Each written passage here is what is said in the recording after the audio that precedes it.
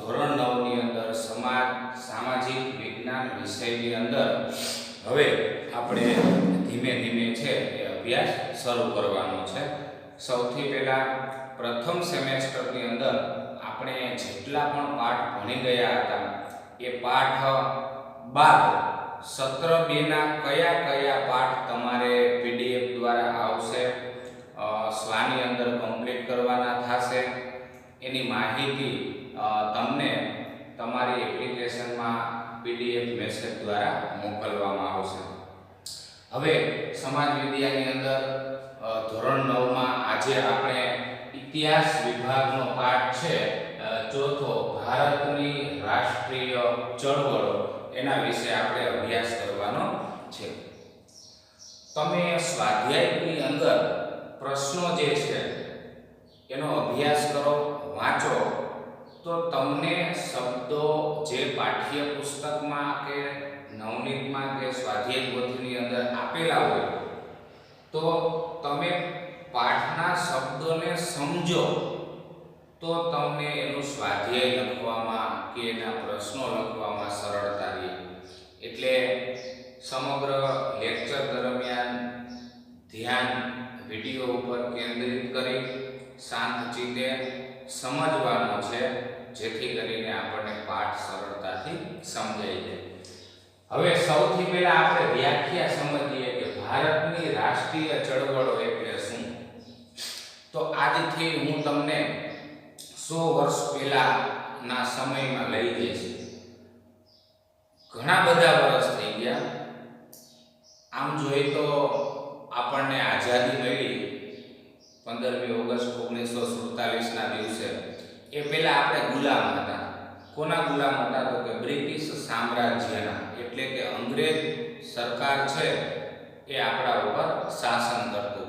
આપણું પોતાનું પ્રાઇવેટ સંચાલન તંત્ર કોઈ હતું નહીં. અંગ્રેજો નિર્ણય લેતા, અંગ્રેજો આપણો દેશ ચલાવતા, આપણે પરાધીન હતા, ગુલામ હતા. હવે ધીમે ધીમે આમ તો 1757માં પ્લાસીનું યુદ્ધ થયું. શરૂઆતમાં અંગ્રેજો ભારતની અંદર માત્ર વસવાટ કરવા માટે અને વેપાર અર્થે જ આવ્યા હતા. એ કોઈ ભારતને ગુલામ બનાવવા માટે આવ્યા નહોતા. પણ આપણી અહીંની બધી રાજનીતિ જાણી કે રાજાઓ વચ્ચે અસંતોષ છે, એનો ગેરલાભ ઉઠાવી અને ધીમે ધીમે એમણે ભારત પર પગદંડો જમાવવાની શરૂઆત કરે છે. 1757માં પ્લાસીનું યુદ્ધ થયું. ત્યારથી માંડીને 1857નો ભારતનો પહેલો રાષ્ટ્રીય સંગ્રામ, ચળવળ એટલે સંગ્રામ એટલે આંદોલન, આપણે 1857થી શરૂઆત કરી હિન્દુસ્તાનને આઝાદી અપાવવાની.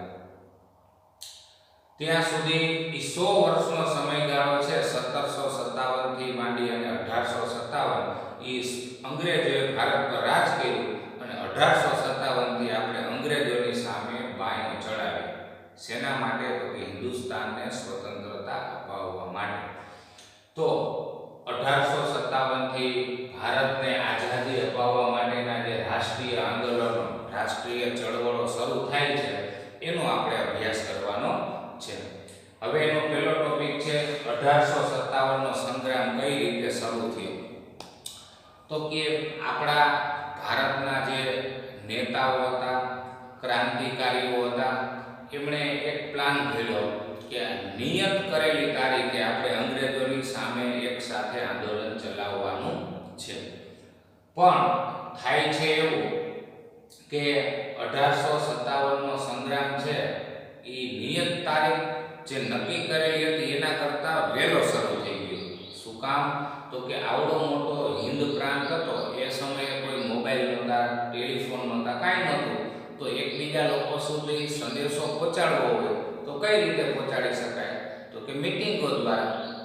એ સિવાય કાંઈ શક્ય હતું નહીં. અને જો મોટા જથ્થામાં લોકો ભેગા થાય તો અંગ્રેજોને એની ગંધ આવી જાય અને આખો પ્લાન નિષ્ફળ બનાવી દે. તો આ 1857નો સંગ્રામ છે એ આપણે અંગ્રેજોની સામે માંડ્યો, પણ એનાથી આપણને અંગ્રેજોને બધી ખબર પડી ગઈ અને આપણા આખા આંદોલનને કચડી દીધું. પણ એમાં આપણો એક 1857નો પહેલામાં પહેલો શહીદ થઈ ગયો મંગલ પાંડે, જે ભારત ભારતને આઝાદી મળવાનો સંગ્રામની શરૂઆત થઈ એમાં પહેલો શહીદ કોણ થયો? મંગલ પાંડે. અને અંગ્રેજોએ 1857ના આંદોલનને કચડી નાખ્યું અને ફરીવાર આપણે નવો રસ્તો શોધવાની ફરજ પડી.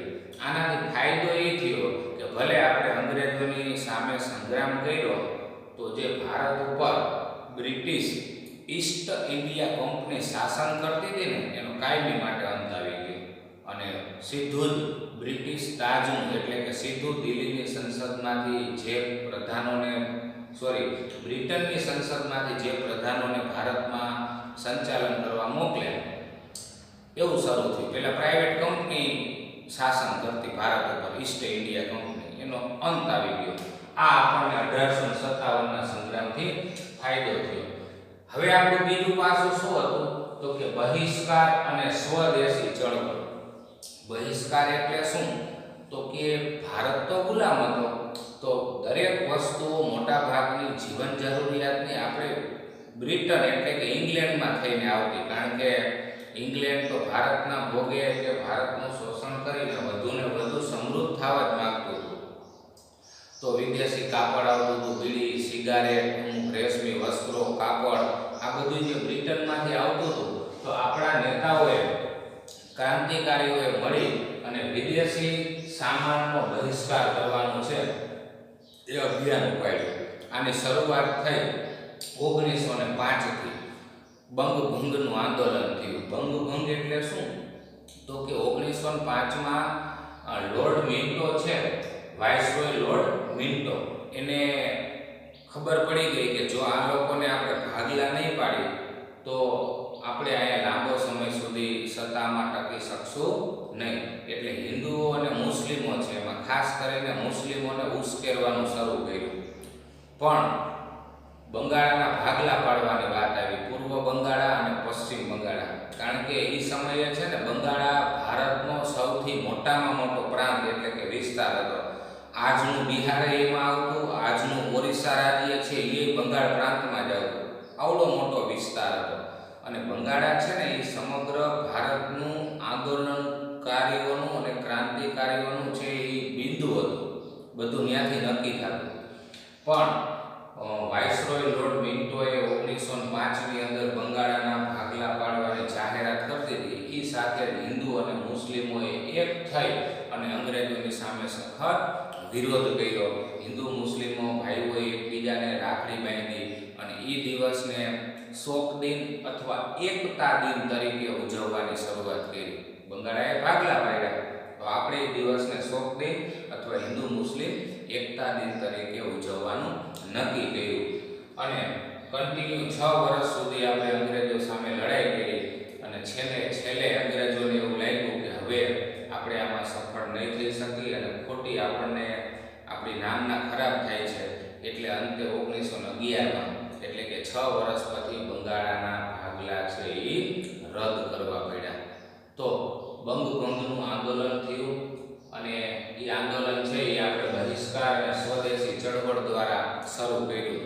વિદેશી એના મુખ્ય 3 પાસા હતા બંગભંગના આંદોલનના, કે વિદેશી માલ સામાનનો બહિષ્કાર કરવો, સ્વદેશી ચીજ વસ્તુઓ અપનાવવી અને રાષ્ટ્રીય શિક્ષણ મેળવવું. આ 3 એના પાસા હતા.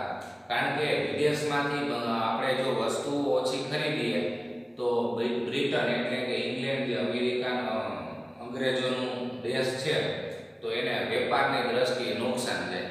એટલે આપણે વિદેશી વસ્તુનો બહિષ્કાર કર્યો, કોઈ લોકો ખરીદે નહીં. સ્વદેશની બનેલી વસ્તુઓ આપણી હોય એ જ ખરીદવાની અને અંગ્રેજોની શાળામાં શિક્ષણ નહીં લેવાનું.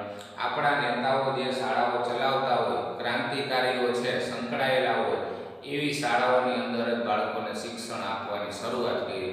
અને અંગ્રેજો છે આ બધી બાબતો પડી ગયા, જાણી ગયા અને એ પ્રમાણે આપણે નિર્ણય લેતા ગયા. પરિણામ એ કે 1911ની અંદર છે એ બંગાળાના ભાગલા રદ કરવા પડ્યા. હવે અંગ્રેજોને એવો ખ્યાલ આવી ગયો કે આમાં આપણી કાર્ય ફાવી શકી નહીં.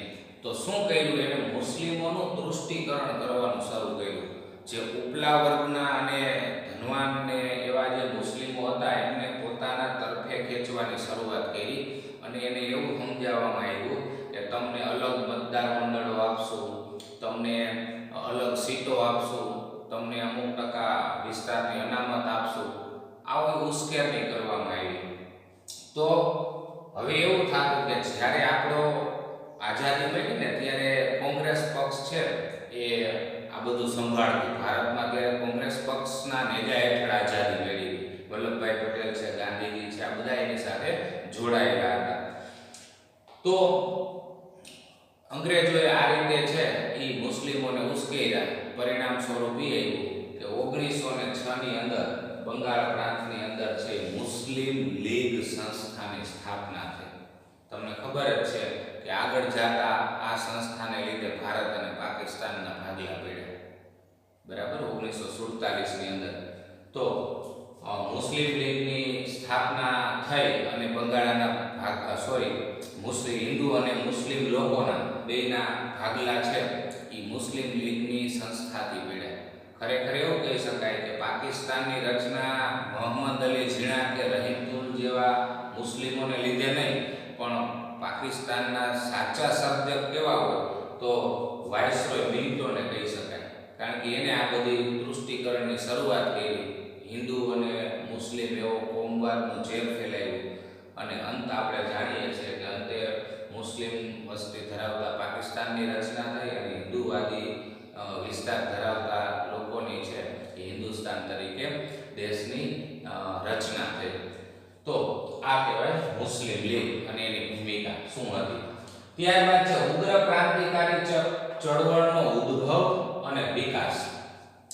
હવે 1857માં ભલે આપણે આઝાદી મેળવવા માટેનો બળવો કર્યો અને નિષ્ફળ ગયો, પણ છતાંય આપણા ક્રાંતિકારીઓ બેઠા ન રહ્યા. સતત તોય પ્રવૃત્તિ કરતા હિન્દુસ્તાનને આઝાદી અપાવવા માટેની. તો આવા આપણા કયા કયા ક્રાંતિકારીઓ હતા કે 1857નો બળવો નિષ્ફળ ગયો છતાંય અંગ્રેજોની સામે સ્વદેશી ચળવળ અને ક્રાંતિકારી પ્રવૃત્તિઓ હિન્દુસ્તાનને અપાવવા માટેની પ્રવૃત્તિઓ ચાલુ જ રાખી. તો કે ખુદીરામ બોઝ છે, રામપ્રસાદ બિસ્મિલ છે, અશફાક ઉલ્લા ખાં છે, ચંદ્રશેખર આઝાદ છે, વીર ભગતસિંહ છે, રાજગુરુ છે, સુખદેવ છે. આવા તો અનેક અગણિત ક્રાંતિકારીઓએ હિન્દુસ્તાનને આઝાદી અપાવવા માટેના પાયાની અંદર એમની પ્રવૃત્તિઓ પડેલી છે. આજે ઘણા બધા વર્ષ થઈ ગયા, પણ આ બધા લોકો છે એ આપણા ક્રાંતિકારીઓ હતા. વીર શહીદો તરીકે નામના પામી ગયા. કારણ કે કોઈ પણ સ્વાર્થ વગર એમણે અંગ્રેજોની સામે પ્રવૃત્તિઓ ચલાવી હતી. અને ખરેખર તો ઉગ્ર ક્રાંતિકારી ચળવળનો ઉદ્ભવની શરૂઆત જો કોઈ કરી હોય તો વાસુદેવ બળવંત ફડકે કરી ઉગ્ર ક્રાંતિકારી હતા. એમણે આ શરૂઆત છે એ અંગ્રેજોની સામે કરી. પછી ધીમે ધીમે એમની સાથે આ બધા જોડાઈ ગયા. આખા દેશની અંદર ફરીવાર ક્રાંતિકારી પ્રવૃત્તિઓનું મોજું ચાલુ થઈ ગયું. એમાં ગુજરાતની વાત કરીએ તો ગુજરાતમાં પણ ઉગ્ર ક્રાંતિકારી ચળવળ શરૂ થઈ ગઈ. ઉગ્ર એટલે શું તો કે કટ્ટર, એમ કે નહીં અંગ્રેજોની સામે લડવું છે, પછી મરી જાય તો ભલે મરી જાય, એને ઉગ્રવાદ કહેવાય. અને ક્રાંતિકારી એટલે નવું કરવાનું જોમ, અંગ્રેજોને હટાવવાનું જોમ. તો ગુજરાતની અંદર આ સશસ્ત્ર ક્રાંતિ એટલે શસ્ત્ર સાથે અંગ્રેજોને વિનંતી નહીં કરવાની, ટૂંકમાં એની સામે હથિયાર ઉપાડવાનું, એને સશસ્ત્ર ક્રાંતિ કહેવાય. તો ગુજરાતમાં સશસ્ત્ર ક્રાંતિની શરૂઆત છે ને એ અરવિંદ ઘોષે કરી. પણ એ મોટે ભાગે છે ને પડદા પાછળ રહી અને અન્ય ક્રાંતિકારીઓને બધું આયોજન ગોઠવી દેતા, આમ કરવાનું આમ કરવાનું. એના ભાઈ છે બારિન્દ્ર ઘોષ, એ આ બધી પ્રવૃત્તિઓ બાહ્ય રીતે સંભાળતા અને અરવિંદ ઘોષ પડદા પાછળ લઈ અને બધું કામ કરતા. શું કામ તો કે અંગ્રેજો છે એ ધરપકડ કરી લે મુખ્ય વ્યક્તિની, તો આગળ શું કરવાનું છે એનું આયોજન બધું છે એ વિખાઈ જાય, કાંઈ ખબર જ ન પડે. મેં તમને વાત કરી એ સમયે કોઈ મોબાઈલ ફોન કે એવું કંઈ હતું જ નહીં. લોકો પ્રત્યક્ષ મળી અને મિટિંગો કરતા ક્રાંતિકારીઓ, આ બધું ચાલતું.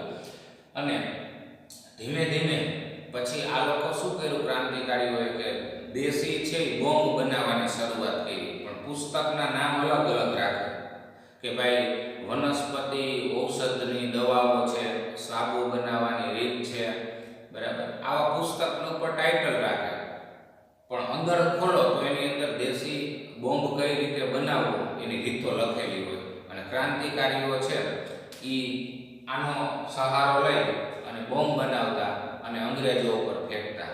આપણે અમદાવાદની અંદર પણ વાઇસરોયની બગી ઉપર ક્રાંતિકારીઓએ બોમ્બ ફેંક્યા હતા, અને આવા તો ઘણા બધા બનાવો છે.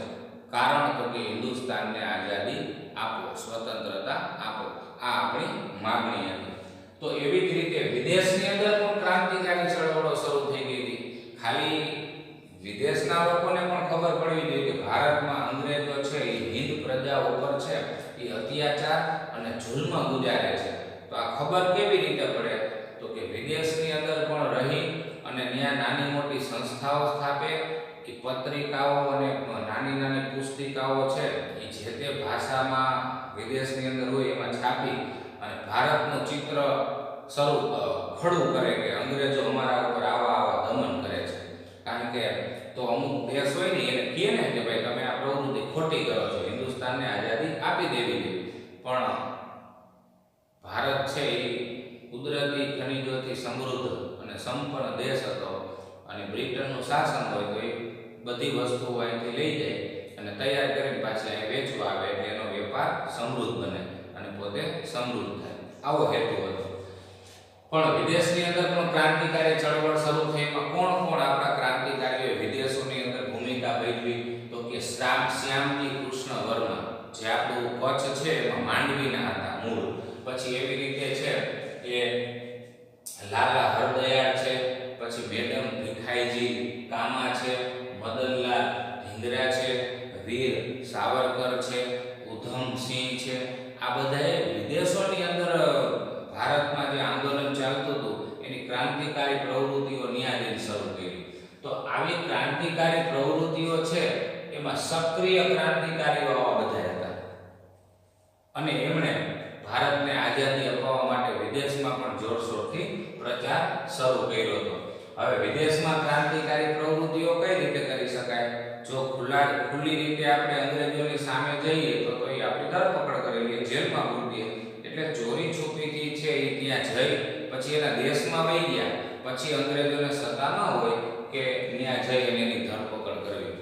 તો આવી વાત કરીએ તો અમેરિકા છે, બરાબર. અમેરિકાની અંદર ઇન્ડિયન ઇન્ડિપેન્ડન્સ લીગ એની સ્થાપના થઈ, અને એનું કાર્ય શું હતું? તો કે ભારતમાં જે અંગ્રેજો દ્વારા જુલ્મ અને અત્યાચાર થાય છે એ આ લોકોને ખબર પડે, એટલે પાછળથી આ ઇન્ડિયન ઇન્ડિપેન્ડન્સ લીગ છે એ સંસ્થાનું નામ પાછળથી લાલા હરદયાળ હતા ક્રાંતિકારી, એને બદલાવી અને ગદર પાર્ટી એવું નામ આપ્યું, અને ક્રાંતિકારી પ્રવૃત્તિઓ છે એ શરૂ રાખી.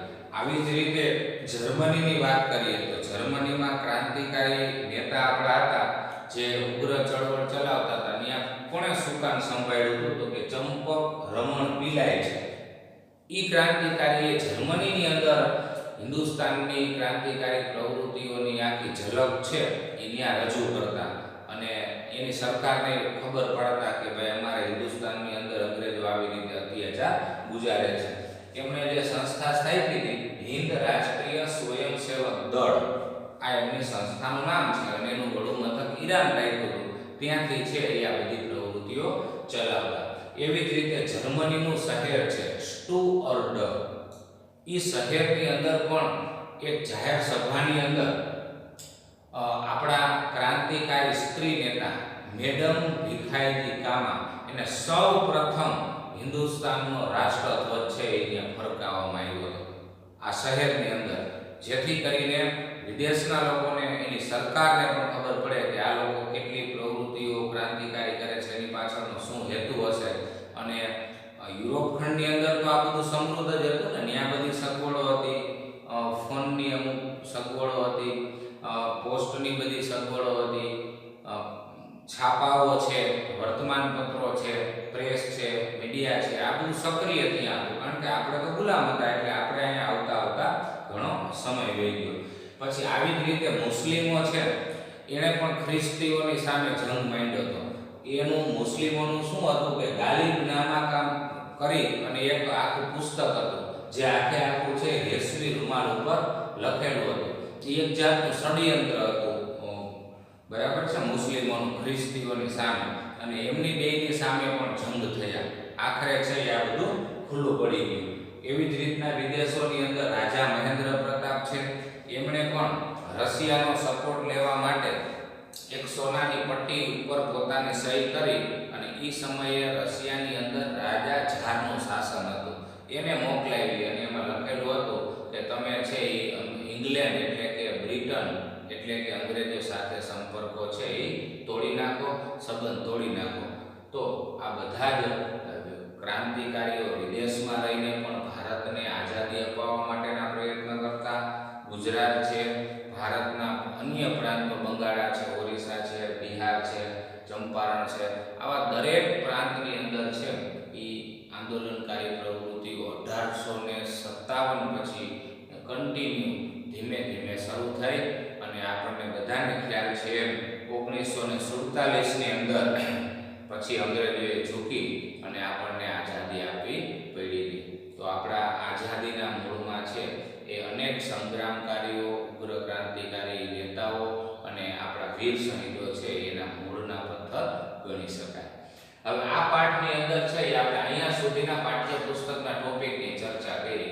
હવે ત્યાર પછીના જે ટોપિક છે એ આપણે વિડિયો લેક્ચર ભાગ 2 એની અંદર આગળના પાઠની ચર્ચા કરશું. પીડીએફ ની અંદર તમને આ પાઠ છે એ કમ્પ્લીટ કરવાનો આવે તો એ આખો પાઠ છે એ સારા અક્ષરે કમ્પ્લીટ કરવાનો છે.